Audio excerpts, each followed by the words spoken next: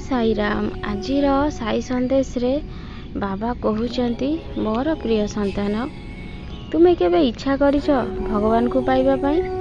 भगवान सबु बेले चाहूचंती तांको भक्त मानकर दुख को सुनिबा पाई आउ तांको भक्तंकर दुख बुझिबा पाई। तुमे कौन केबे चिंता करिछ कि भगवान केमिति मते देखा देबे, केमिति मो सांगे रहिबे, किंतु तुमे सबु बेले संसार माया मोहरे रही सब बेले भगवान को डाकुच। प्रभु आज मोर ये दुख पड़ी, ए दुख को दूर कर दियो प्रभु। सब बेले निज स्वार्थ पाई भगवान को खोजुच, केबे चिंता करिछ भगवान को पाइबा पाई।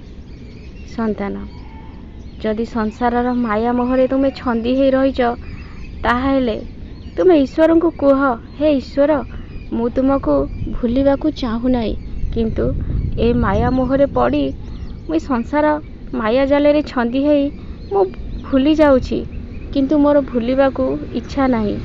केबे चिंता करछे संतान, ईश्वर सबु बेले तुम सांगरे अछंती। से सबु बेले चाहूचंती मो भक्त माने मते एते भल पांतु मु श्रद्धारे स्नेहरे जेमिति ताको पाखकु चली जाए। किंतु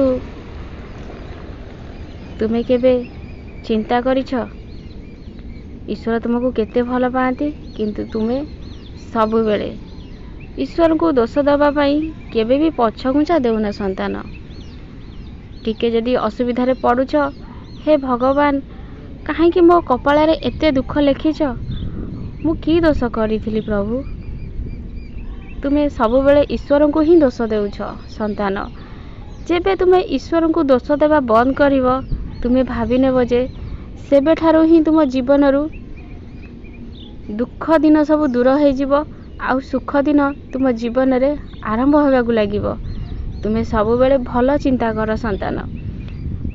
ईश्वर केबे काहाको कष्ट दुख दियंतिनी। ईश्वर तो सबु बेले चाहंती मो भक्त माने खुशी रे आउ आनंद रे रुहंतु। तुमर कर्म पाई तुमे कष्ट पाउछ संतान, ताहाले एते ईश्वरंकर दोष कौन? ईश्वर को दोषी करनी संतान, मु तुम भल पाई कहूची। काली जेते बेले तुमे रास्ता रे जाउथिलो, कांदी कांदी जाउथिलो, बहुत कष्ट रे थिलो, आउ ईश्वर को दोष भी दउथिलो। प्रभु एते बड़ दुख मो मुंडे रे आजी, तुमे चाहिथिले कोन ये दुख दिन मोर दूर हो जाहंतानी एमिति कहूथिलो, किंतु केबे कहिचो प्रभु मो कपाल रे तो दुख लेखा हैछि, मु तुमको काहे की दोष देबी प्रभु। हेले कष्ट मु सही पारुनी, मते धैर्य और साहस दियो। मो कर्म रे जो कष्ट लेखा हैछि, मो भाग्य रे जो कष्ट लेखा हैछि, मु भल कर्म द्वारा से कष्ट रो दिने निश्चय मुक्ति पाइबी। प्रभु मु तुमको कथा देउछि, मोर विश्वास मु किछि भी भूल करिनी, किछि भी भूल करिबिनी। सब बेले भल कर्म द्वारा मो भाग्य को मु निश्चय बदलेबी। केबे एमिते चिंताधारा मन रे रखिछ संतान? एबे भी समय अछि, तुमे निजको बदलै दियो, गोटे भल मनीष रे परिणत करि दियो। जो माने तुमको देखि निंदा करूछंती, हसुछंती, तांको रास्ता रे तांको छाड़ी दियो। तांकर उत्तर तांको समय देबो।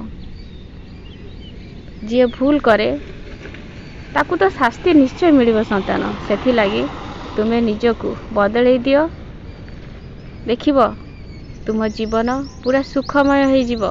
तुम बाबा तुमको कथा देउछंती, कौनसी परिस्थिति रे मु तुमको केबे हारिबा को देबिनी संतान, किंतु तुमको मो उपरे यथेष्ट श्रद्धा आ विश्वास रखिबा को पड़िबो।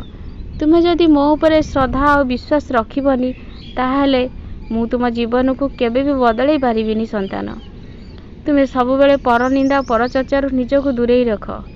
जोठी अन्यर निंदा अपमान होउची से जगह को जाओनी संतान। निंदुक लोक मानको ठारू निजको सब बेले दूरे की रख।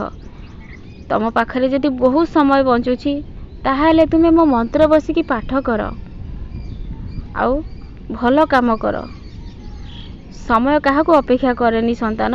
तुमको मनीष जन्म मिलिछि किछि भल कर्म करिबा पाई। ए मनीष जीवन को एमिति नष्ट करि दियोनी संतान। मो आशीर्वाद सब बेले तुम ऊपर अछि, मो ऊपर राग करबनी संतान। मु जहाँ भी कहूची तुम भल पाई कहूची। तुमे सब बेले हस खुशी रे आनंद रे रहिबो। तुमे मोर कथा को पालन कर। मोर साई सचरित्र को सबुदिन पाठ कर, देखिब तुम जीवन को मु एमिति भाव में परिवर्तन करदेवी। तुम्हें चाहिए भी तुमको कहीं दुख दे पारिबेनी संतान। सबु बेले ओम श्री साई नाथाय नमः, ओम श्री साई नाथाय नमः मो मंत्र को पाठ कर। बेसी जदि न पाठ करि पारुछ 11 थर जप कर संतान, देखिब तुम जीवन केमिति परिवर्तन हो जीव। आ मु तुमको बहुत सुख प्रदान करी, बहुत आनंद प्रदान करी। ओम साई।